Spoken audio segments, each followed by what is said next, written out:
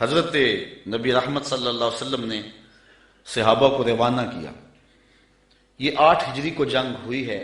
مسلمانوں کی تعداد صرف 3000 اور ہرکل کے سپاہیوں کی تعداد 1 لاکھ. 3000 1 لاکھ کے مقابلے میں آئے. شام میں یہ جنگ گمسان کی لڑی جا رہی ہے. جنگ وہاں ہو رہی ہے اور حضور ہیں مدینے میں، اور آقا کریم یہاں بیٹھ کے جنگ کے واقعات سنا رہے ہیں. جنگ کے واقعات سنا رہے ہیں تو حضور نے ارشاد فرمایا کہ اخذ رایۃ زید فاصیب، فرمایا جھنڈا اب حضرت زید نے پکڑ لیا. جھنڈا لشکر اسلام کا حضرت زید نے پکڑا ہے. پھر فرمایا کہ وہ شہید کر دیے گئے. ثم اخذ ابن رواحہ فاصیب، پھر فرمایا عبداللہ ابن رواحہ نے پکڑا جھنڈا. پھر فرمایا وہ بھی شہید کر دیے گئے ہیں. وَعَيْنَاهُ تَذْرِفَانِ، حضور یہ بیان کرتے جا رہے تھے اور آنکھوں سے آنسو ٹپک رہے تھے.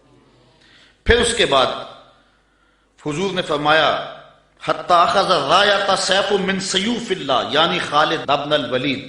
فرمایا اب اللہ کی تلواروں میں سے ایک تلوار خالد بن ولید نے پکڑ لیا ہے. حَتَّى فَتَحَ اللَّهُ عَلَيْهِمْ، یہاں تک کہ اللہ تعالیٰ نے ان کو فتح عطا فرما دی. بیٹھے مدینے میں ہیں، نظر کہاں ہے؟ جہاں موتا کی جنگ ہو رہی ہے. یہ شام کے علاقے میں واقعہ ہے. حضرت خالد بن ولید کے ہاتھ پر اللہ تعالیٰ نے اسلام کو فتح دی اور 3000 مجاہدوں نے 1 لاکھ کے دانت کٹے کر کے رکھ دیے. اور حضرت خالد بن ولید کو سیف اللہ اسی موقع پہ کہا گیا. آپ نے کافروں پر اس جنگ میں 8 تلواریں توڑی تھی. تلوار توڑنا عرب میں بہادری کی علامت تھی. جو تلوار توڑتا اتنے لوگوں کو مارتا کہ اس کی تلوار ٹوٹ جاتی. اس جنگ میں 8 تلواریں توڑی حضرت خالد بن ولید. ساری زندگی حضرت خالد بن ولید کی آرزو رہی کہ میں بھی شہید ہو جاؤں راہ خدا میں، لیکن یہ ان کی آرزو پوری نہ ہو سکی، اس لیے کہ وہ اللہ کی تلوار تھے اور اللہ کی تلوار کو کون توڑتا. اس لیے حضرت خالد بن ولید رضی اللہ تعالیٰ عنہ ساری زندگی جو ہے وہ کسی جنگ کے اندر بھی نامراد نہیں ہوئے اور ناکام نہیں ہوئے. ایک موقع پر جبلہ بن احم کے مقابلے میں حضرت خالد بن ولید تھے. اس معاملے میں مسلمانوں کی پسپائی ہوئی. حضرت خالد بن ولید کو حضرت رافع بن عمر طائی نے کہا کہ اب ہماری قضا آ گئی. ان کا ایک افسر انہوں نے مارا اور انہوں نے یک بارگی حملہ کر دیا. مسلمانوں کی تعداد تھوڑی تھی. حضرت رافع بن عمر طائی نے کہا کہ اب ہماری موت آ گئی، اب ہماری قضا آ گئی. حضرت خالد بن ولید نے کہا کہ واقعی مجھے بھی یوں ہی لگتا ہے، چونکہ میں کسی جنگ میں ناکام نہیں ہوا اور پسپا نہیں ہوا، لیکن آج ہم پسپا ہو رہے ہیں. اس کی ایک وجہ ہے کہ حضور علیہ السلام کے مبارک بال میرے پاس تھے اور میں ٹوپی میں سیے ہوئے تھے اور ہر جنگ میں میرے ساتھ ہوتے تھے. آج میں ٹوپی گھر بھول آیا ہوں اور یہ مصیبت جو ہمارے اوپر پڑی ہے اس لیے کہ میرے پاس آج وہ حضور علیہ السلام کے موجز نما بال جو ہیں آج وہ موجود نہیں ہیں.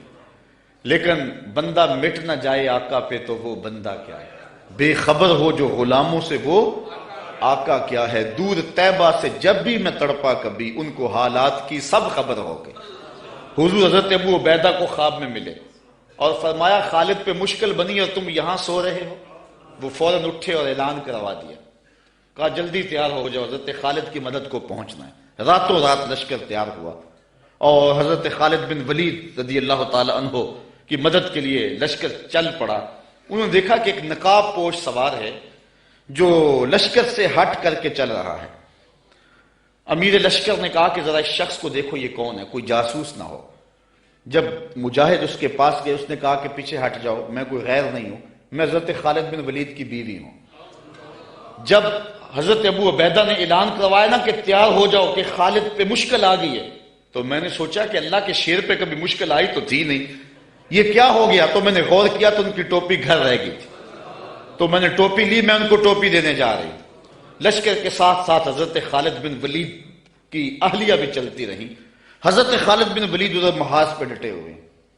اچانک حضرت خالد بن ولید کیا دیکھتے ہیں کہ ایک جانب سے اللہ اکبر کی آواز آئی اور 5-6 مجاہد ہیں جو دشمن کے لشکر کو پیچھے دھکیل رہے ہیں اور اس میں ایک نقاب پوش مجاہد بھی ہے.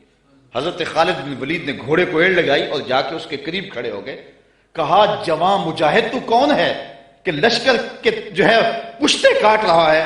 اس نے تھوڑا سا نقاب سرکا کے کہا آنا زوجتو کا ام تمیم، میں تمہاری بیوی ام تمیم ہوں، اور تم حضور کے بالوں والی ٹوپی بھول آئے تھے، میں وہ تمہیں دینے آئی ہوں۔